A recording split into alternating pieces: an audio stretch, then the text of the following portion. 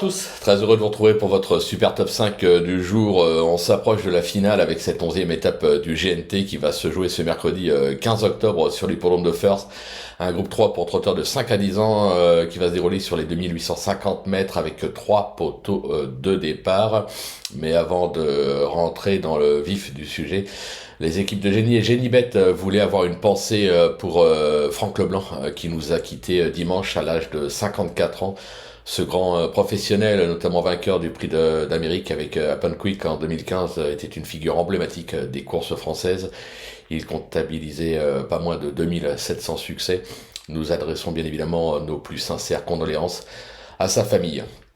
Allez, the show must go on, comme on dit, mais avant de vous délivrer mon pronostic, ne passez pas à côté du nouveau challenge de Génibet à l'occasion de la 11e étape du GNT à First. Pour ce faire, vous devez remporter 2 top 4 sur la réunion de First, avec à la clé 2000 € de bonus à gagner.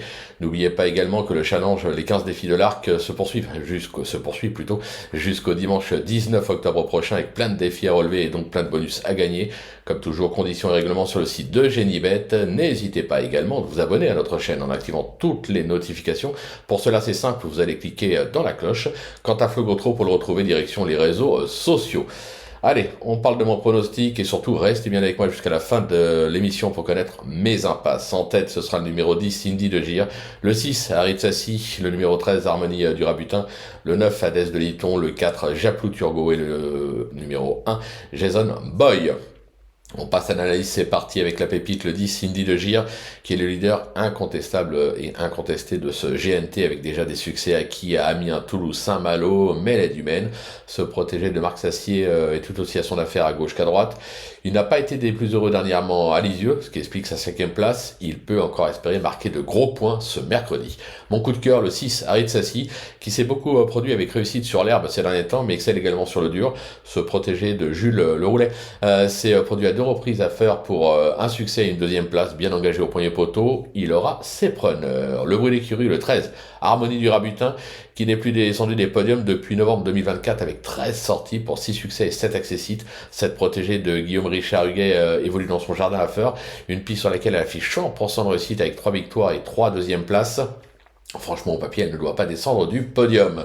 Le repéré, le 9, Hadès de Liton, qui est un vrai petit phénomène, qui est invaincu cette saison avec pas moins de 9 succès sur les différents tracés de province, à droite comme à gauche. Ce pensionnaire d'Antonin André vient notamment de remporter la finale du Trophée Vert à Cran, idéalement engagé à la limite du recul, il est incontournable. Le coup de poker, le 4, Japlou Turgot, qui est plutôt appliqué ces dernières semaines. Ce protégé de Mathieu Abrivard s'est produit une fois sur le parcours du jour pour un succès.